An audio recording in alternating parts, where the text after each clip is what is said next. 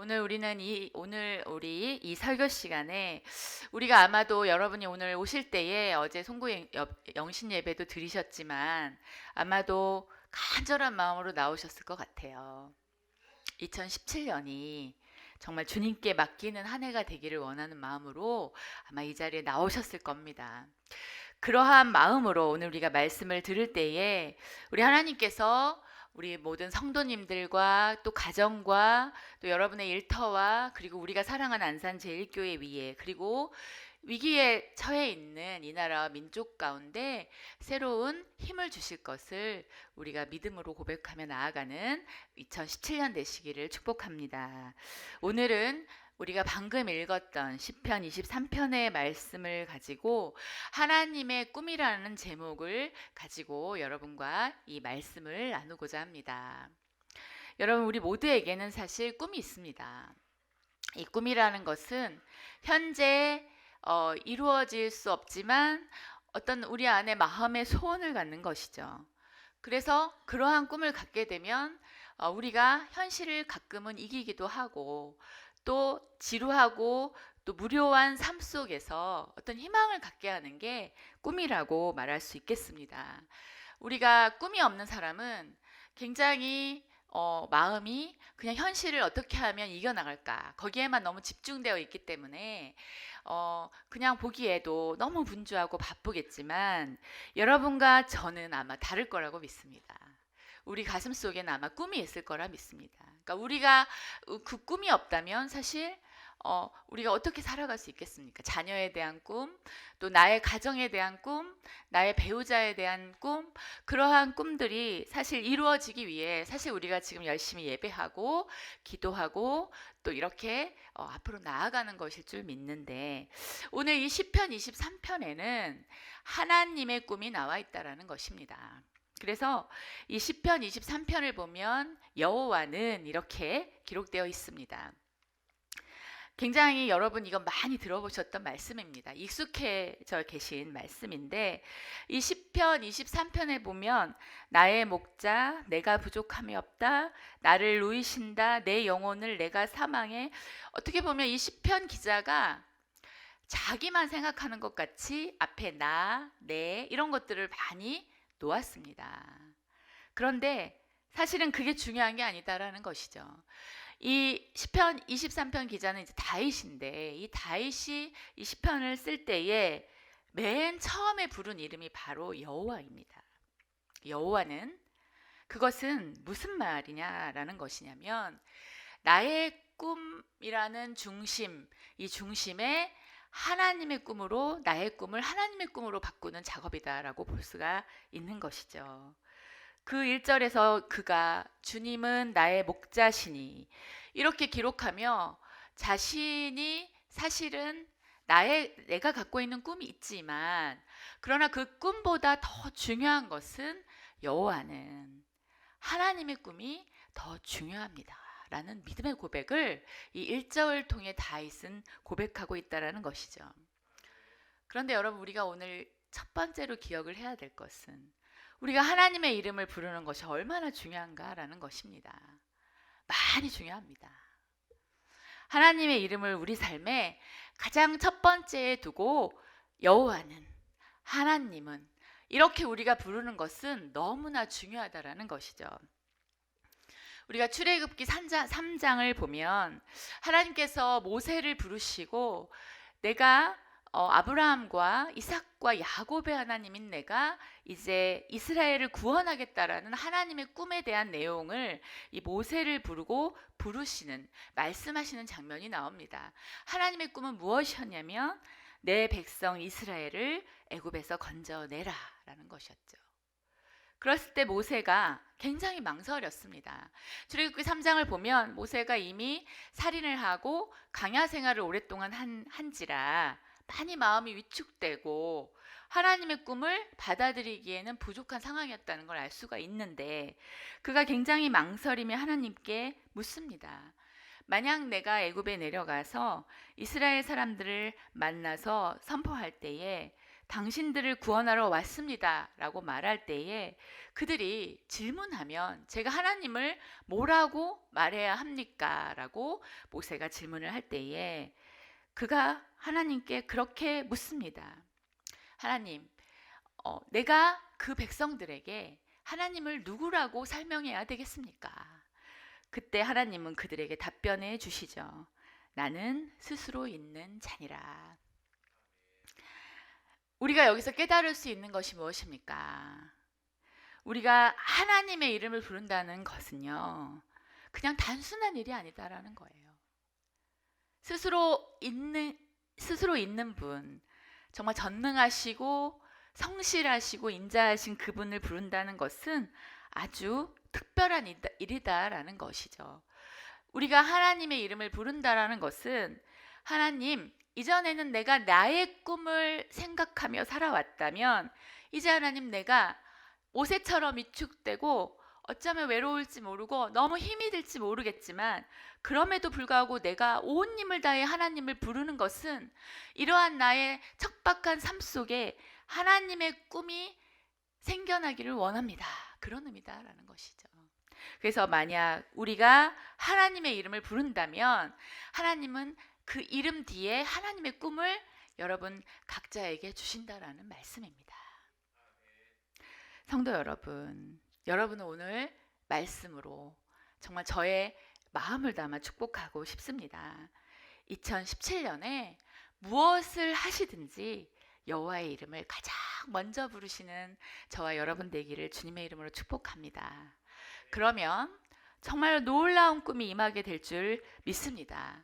하나님께서 여러분에게 꿈을 주시고 그 꿈을 그냥 그대로 그 꿈만 주시는 게 아니라 그 꿈을 열매 맺을 수 있도록 하나님께서 인도해 주실 거라 믿으시고 여러분의 가장 강야 같은 부분들, 가장 속상하고 정말 내 힘으로 어떻게 할 수 없는 그러한 삶의 모습, 바로 그 모습 앞에 여호와는 이라는 이름을 부르셔서 그 모든 삶의 가장 어려운 부분 속에 하나님의 꿈이 이루어지는 놀라운 역사를 보시게 될 수 있기를 바랍니다.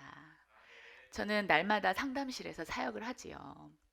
날마다 마음이 무너진 분들을 만납니다. 그들의 마음은 굉장히 강야이고 정말 자신의 힘으로 어떻게 해야 될지 모르는 너무나 깊은 외로움 가운데 있는데 제가 6년이란 사역을 하면서 발견한 것은 그 강야 속에서 하나님, 나 좀 낫게 해주세요.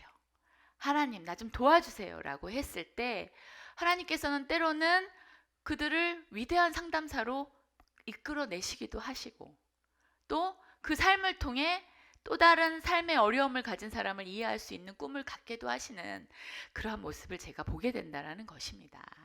성도 여러분, 이유가 있습니다. 우리 하나님께서 우리를 얼마나 사랑하십니까? 성경에 보면 하나님은 우리를 지으심이 신묘막측이고 내가 너의 머리털까지 세웠고 내가 밤낮으로 너를 지키며 너가 새벽 날개 끝에 거할지라도 내가 너와 함께 동행한다라고 약속하셨음에도 우리 삶에는 여전히 하나님이 없는 것 같은 그러한 삶이 남아있다라는 것이죠. 그런데 우리가 오늘 2017년도에 신년 예배를 드리며 도전해 보시기 바랍니다. 하나님이 없는 것 같은 삶의 모습 속에 이 시편 23편의 말씀이 임할 수 있도록 여호와는 그렇게 여러분이 축복하신다면 2017년 한 해 동안 주께서 일하심을 보게 되실 줄 믿습니다. 이제 1절과 2절을 한번 읽어보면 여호와는 나의 목자시니 내게 부족함이 없으리로다. 그가 나를 푸른 풀밭에 누이시며 실만한 물가로 인도하시는도다 라고 말씀하고 계십니다. 하나님의 꿈이 무엇인가? 자신이 사랑하는 성도가 실만한 물가에서 쉬는 것을 여기서 기록되어 있다라는 것이죠. 여호와의 이름을 부르니 내게 부족함이 없다. 이 놀라운 말씀을 경험하길 원하시는 게 하나님의 사랑입니다. 하나님께서는 우리가 막 분주하게 무언가를 열심히 해서 은혜를 주시는 분이 아닌 것을 알려주시기를 원한다라는 것이죠. 하나님이 우리에게 바라시는 것은 우리가 가만히 앉아서, 가만히 가끔은 앉아서 하늘도 좀 보고, 별도 좀 보고, 나무도 좀 보고, 내 예쁜 자식도 좀 보고, 또 내 예쁜 얼굴도 보고, 이러면서 가만히 아무것도 하지 않으면서, 와, 나를 지으신 하나님 위대하다, 그런 고백이 나올 수 있기를 원하신다라는 것이지요. 현대인들이 얼마나 분주합니까? 잠깐이라도 무언가를 하지 않으면 불안한 시대를 우리가 살고 있는데, 하나님이 두 번째로 여러분에게 도전하시는 것은 너무 힘들 땐 아무것도 하지 마라 하시는 겁니다. 너무 힘든데 막 그거 해결하려고, 막 내 힘으로 해결하려고 돌아다니지 말라는 말씀입니다. 너무너무 힘들고 어려울 때 가만히 앉아서 여호와는 나의 목자시니 내게 부족함이 없으리로다라는 고백이 나올 때까지 한번 기다려봐라 라고 하나님이 이 1, 2절의 말씀을 통해 우리에게 말씀해 주시는 것입니다. 성도 여러분, 아무것도 하지 않은데 모든 것을 누릴 수 있는 기적이 올 한 해 임하시기를 주님의 이름으로 축복합니다. 현대인들은 너무 많이 분주하다 보니 무언가를 해야만 주님이 주셔야 된다는 생각을 갖지요. 그런데 하나님 왜 고난을 주시는지 아십니까? 고난은 멈추라는 뜻입니다. 하나님이 우리에게 고난을 주시는 이유는 잠깐 멈춰서 네가 살아온 삶을 돌아봐라, 네가 얼마나 아픈지 돌아봐라, 네가 얼마나 힘든지 돌아봐라 라는 것을 알려주시기 위함이다라는 것이죠. 그리고 시편 23편의 저자 다윗은 자신의 고난 앞에 멈춘 것입니다. 아무것도 하지 않고 여호와는 나의 목자시니 내게 부족함이 없으리로다라는 고백을 함으로 그가 훗날 위대한 왕이 된 것이지요. 다윗이 위대한 왕이 된 것은 바로 이 멈췄던 시간 때문에 가능했다라는 것을 우리 모두가 고백해야 될 줄 믿습니다. 우리가 하나님을 믿는다고 하면서도 변하지 않는 나의 자녀나 가정이나 삶을 너무 바라보고 있지는 않습니까? 내 것을 하나님께 맡기는 그러한 훈련을 하지 않고, 하나님 이거 내가 좀 해결할게요, 이 고난 내가 좀 어떻게 좀 해볼게요, 그러면서 여러분이 더 상처받고 어렵지는 않습니까? 그러한 여러분을 하나님은 초대하고 계시는 것입니다. 고난이 임할 때 멈춰라. 내가 너에게 얼마나 큰 은혜를 주는지 기대하라. 이 말씀이 여러분에게 임하시기를 축복합니다. 2017년 여러분, 하나님의 꿈을 누리기를 원하십니까? 아멘. 하나님의 꿈을 여러분이 누리기를 원하신다면 우리가 해야 할 일은 사실 없습니다. 여러분, 은혜가, 우리가 풍성할 때 은혜를 우리가 느낍니까? 결핍되고 곤란할 때 우리는 은혜를 느끼지요. 그런데 그 결핍되고 곤란할 때 가만히 우리가 할 수 있는 일이 없다라는 것입니다. 그때에 여러분이 하나님의 은혜를 구한다면 우리 하나님께서 부족함이 없는 것을 보여주실 것을 믿습니다. 이제 이어지는 3절의 말씀을 보면 내 영혼을 소생시키시고 자기 이름을 위하여 의의 길로 인도하시는 도다라고 기억하고 있습니다. 하나님은 성도를 돌보시지요. 우리의 영혼을 회복시키시지요. 그리고 우리를 의의 길로 인도하시지요. 그런데 하나님이 그렇게 하시는 이유는 나의 자녀이기 때문입니다. 나의 이름을 위하여라고 기록되어 있어요. 여러분은 누구입니까? 우리는 하나님의 사랑하는 자녀입니다. 하나님께서 사랑하는 자녀를 위하여 나의 이름을 걸고 나의 성도들의 영혼을 소생시키시고 그리고 그들을 의의 길로 인도해 주시겠다고 약속해 주셨다라는 것이지요. 다윗이 이 3절의 말씀을 기록할 때 얼마나 힘들었으면 이렇게 고백을 했겠습니까? 내 영혼을 소생시키시고라고 고백했다면 자기 지금 지쳐있다라는 얘기고요. 그리고 의의 길로 인도를 하신다라는 거는 뭔가 마음속에 분노가 막 올라오고 있다라는 것입니다. 그런데 그가 얼마나 많이 괴롭힘을 당했습니까? 하나님의 기름 부음을 받고 나서부터 다윗은 많은 괴롭힘과 고난을 당했지요. 그런데 그는 이렇게 고백함으로 이겨나가고 있는 것이지요. 하나님이 나를 선택하셨기 때문에 하나님의 이름을 위하여 나를 회복시켜 주실 것이며 나의 마음의 갈등을 의의 길로 인도해 주실 것을 그가 고백함으로 그를 통해 다윗을 통해 훗날 그리스도의 탄생하심까지 이어지게 된 것이다 라는 것입니다. 성도 여러분, 우리가 하나님의 이름을 부를 때 뭔가 할 것이 있겠습니까? 사실은 아무것도 없습니다. 그저 아무것도 할 수 없을 때 우리가 구할 수 있는 것은 나를 자책하거나 내가 왜 이렇게밖에 할 수 없었을까라고 고백하는 것이 아니라 주님 지금입니다. 지금이 바로 주님이 제게 은혜를 폭포수처럼 부어주셔야 할 때입니다. 그렇게 고백하시는 성도 여러분들 되셔서 어느 시간이든 무슨 상황이든 승리하실 수 있는 여러분 되시기를 바랍니다. 우리가 아무것도 하지 않고 그렇게 하나님의 꿈을 누린다는 것은 정말로 아무것도 하지 않고 모든 것을 체험받는 그러한 은혜라는 것이지요. 저는 상담 사역을 10년 이상 하였습니다. 제가 10년 하기 전에, 상담 사역을 하기 전엔 제가 좀 뭐 같기도 했습니다. 좀 괜찮은 사람 같기도 했어요. 나는 상담 공부도 했고, 공부 어렵습니다, 여러분. 많이 어려운데 열심히 했고, 또 남들이 부러워하는 상담 했어요. 제가 10년을 지금 사역을 했습니다. 제가 한 2,000명 이상 만났습니다. 그 2,000명 이상 만나면서 제 안에 제가 깊이 깨달은 게 있어요. 너나 나나 똑같다. 제가 좀 뭔가 약간 그래 내가 좀 공부 좀 했으니까 심리를 아니까 좀 다르지 않을까? 이게 왠지 제 무의식 속에 있었던 겁니다. 그런데 제가 그 아픈 사람들과 막 씨름하는 세월을 살고 나니 모두 다 아파요. 할렐루야. 아프다는데 할렐루야 하는 이유가 있습니다. 모두가 아픈 걸 제가 발견하며 참 마음이 따뜻해졌어요. 참 그 사람, 당신도 아프고 조한나 목사님 나도 아프고 우리 아픔이라는 것으로 하나가 될 수 있구나. 제가 그러한 사실을 발견하면서 참 가슴이 따뜻해졌어요. 오히려 너무 많이 가슴이 따뜻해져요. 지금 요즘 제가 상담실에서 상담을 하면 참 그 상처 때문에 제 마음이 따뜻해져요. 왜 그런지 아십니까? 너만 상처 있는 게 아니고요. 저만 상처 있는 게 아니고요. 모두가 아파요. 모두가 깨졌어요. 그런데 하나님은 우리에게 기뻐하라고 하시는 거예요. 무엇 때문이겠습니까? 아프면 아플수록 더 기뻐하라고 그러셔요. 범사에 감사하라고 하세요. 왜 그러시겠어요?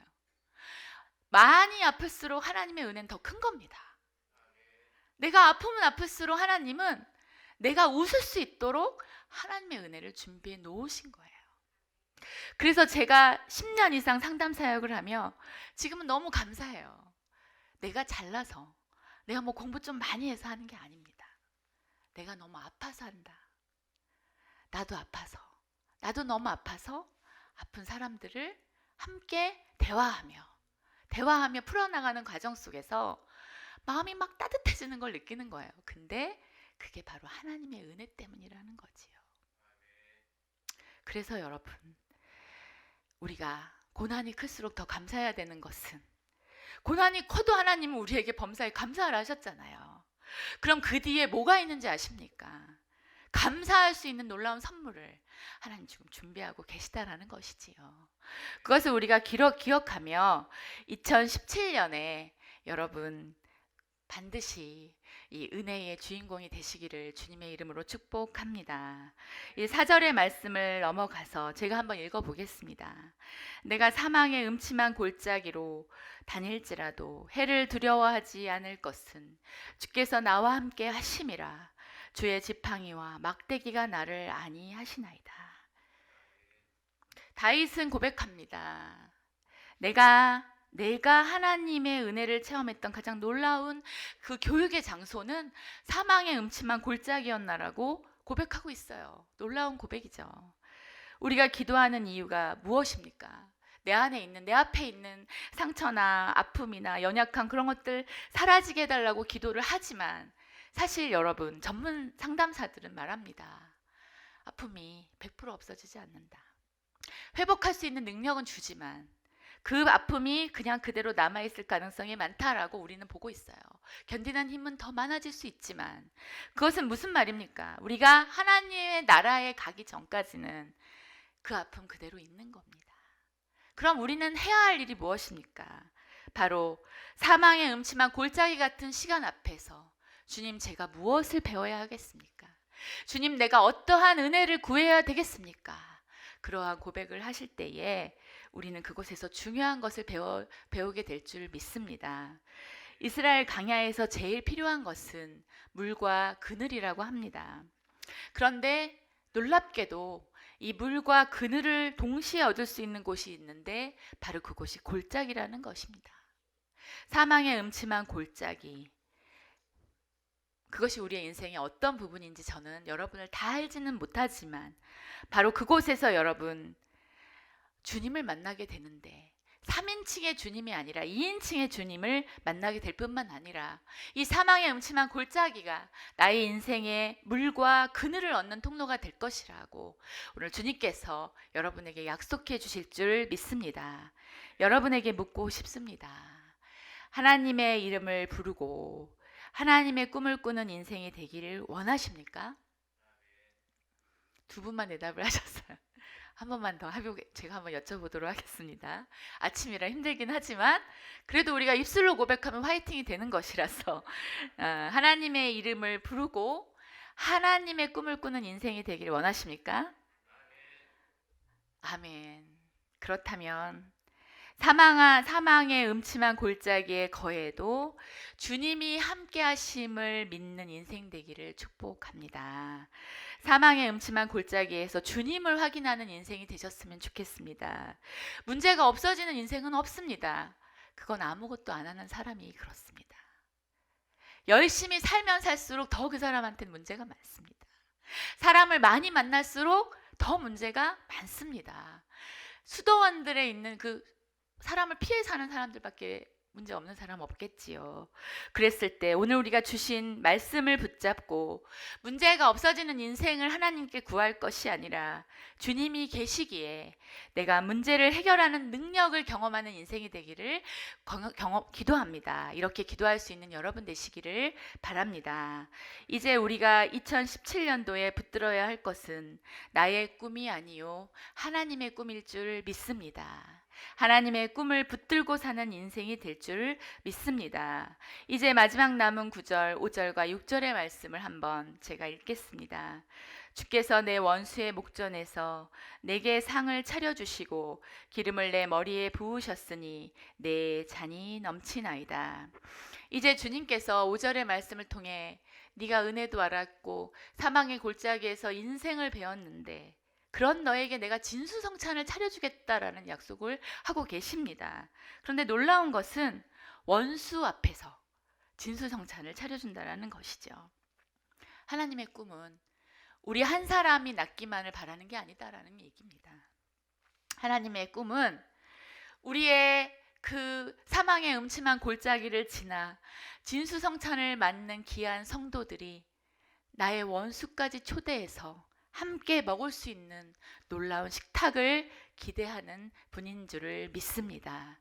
주님께서 우리에게 은혜를 주시는 이유는 물론 나를 너무 사랑하셔서 나를 회복시키기 위함이지만 나를 통해 베풀어야 될 수많은 원수 같은 사람들 때문일 줄 믿습니다. 우리는 원수 같은 자들까지도 한 상에서 먹고 마시며 하나가 되기를 원하는 것, 바로 그것이 진정으로 하나님이 원하시는 꿈일 줄 믿습니다. 그것이 바로 하나님의 꿈입니다. 상처난 세상에 상처를 더 크게 만드는 삶을 살지 말라고 하시는 것이죠. 상처를 치유하는 하나님의 사람으로 살라고 부르시는 것입니다. 할렐루야. 여러분 안에 떠오르는 뭔가 원수 같은 사람이 있습니까? 여러분 다 착해 보이셔가지고 저는 요즘 화해라는 단어를 많이 묵상하고 있습니다. 제가 너무 일을 열심히 해가지고 제 몸과 화해를 못하고 있어요. 제가 몸을 돌보질 않아요. 그래서 제가 요즘 제 몸과 화해를 하려고 잘 조금씩 쉴 수 있을 때 막 쉬려고 합니다. 그런데 이 화해라는 단어는 뭡니까? 내 그릇이 훨씬 커지는 거예요. 그런데 하나님께서 원수의 목전에서 상을 베푸셨다라는 이 비전을 우리에게 주시는 건 뭐냐면, 너를 사랑하는 사람만 네가 베풀면 그릇이 안 커진다는 거예요. 너의 원수 같은 사람, 내가 정말 마음으로 품기 어려운 사람에게 주님의 진수성찬을 베풀 때에 우리가 진정으로 화해하는 삶을 살아갈 수 있다라고 약속해 주시고 계십니다. 그래서 여러분, 이 마지막의 비전, 세 번째로 여러분이 가지셨으면 하는 비전은, 여러분을 기분 나쁘게 하고 여러분을 힘들게 하는 사람에게 이 하나님의 놀라운 진수성찬을 베풀어서 우리가 그릇이 커지는, 정말 이 땅에서 화해를 하는 그러한 사람들이 되기를 우리가 다시 한번 도전할 수 있기를 바랍니다. 그런 이유 때문에 어떻게 되었습니까? 아브라함은 어떻게 되었습니까? 이방인인 아브라함이 복의 근원이 돼서 화해의 진수성찬을 수많은 종족에게 베풀었죠. 이스라엘을 하나님은 이방의 빛으로 부르셨어요. 주님께서 제자를 부르신 이유도 하나님을 모르는, 그러한 기독교를 모르는 자들을 하나님과 화해시키기 위해서 부르신 것이죠. 사도 바울, 그는 유대인 중에 유대인입니다. 그런데 하나님께서 그를 지명하여 이방인의 사도로 가라. 유대인에게는 이방인은 원수입니다. 당시에 원수였어요, 여러분. 그런데 하나님께서 네가 은혜를 크게 받았냐? 그러면 너는 유대인의 사도로 가지 말고 사람들이 다 싫어하는 이방인의 사도로 가라라고 하셨다는 것이죠. 그렇게 하나님이 그러한 사람들의 사역을 통해 우리에게 말씀해 주시는 건 뭡니까? 날마다 화해가 일어나는 삶을 우리 하나님께서 여러분에게 요청하고 계시다라는 것입니다. 이제 성도 여러분, 말씀을 정리하려고 합니다. 2017년에 우리 모두 하나님의 꿈, 온 세상의 모든 이들과 함께 주님의 식탁을 나누는 위대한 꿈을 이루어 가기를 축복합니다.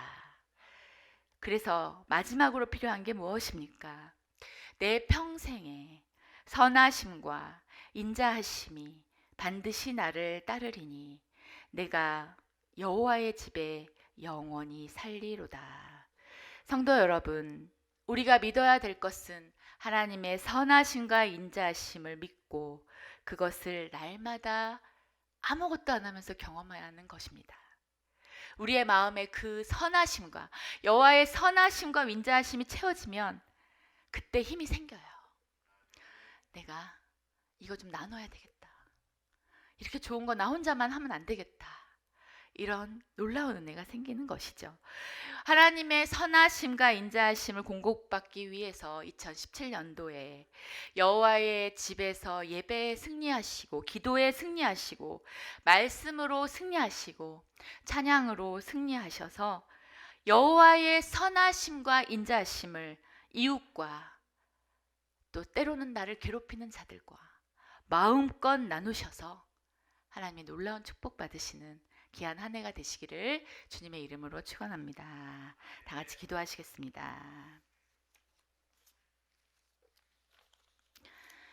하나님 감사합니다. 오늘 주신 시편 23편의 말씀이 오늘 예배드리는 모든 성도님들의 말씀이 되도록 축복하여 주옵소서. 2017년도 하나님의 꿈을 먼저 생각하게 하시며 나의 삶의 구석구석마다 여호와의 이름을 먼저 부르게 하시고, 사망의 음침한 골짜기에 시간이 올지라도 내가 그곳에서 나를 채우시고 나의 부족함을 온전히 채우시는 여호와 하나님을 만나게 하셔서 큰 힘을 얻도록 인도하여 주옵소서. 때로는 우리가 고난이 임할 때에 멈추고 주님의 은혜를 기다리게 하시며, 우리가 그 여호와의 선하심과 인자하심을 채워 주심을 얻을 때에 사랑하는 이웃들과 때로는 나를 괴롭히는 자들까지도 나눌 수 있는 귀한 자들이 되도록 축복하여 주옵소서. 그리하여서 2017년 한 해 동안 우리 귀한 성도님들을 통해 하나님의 꿈이 이루어지는 한 해가 되기를 소원합니다. 예수님의 이름으로 기도합니다. 아멘.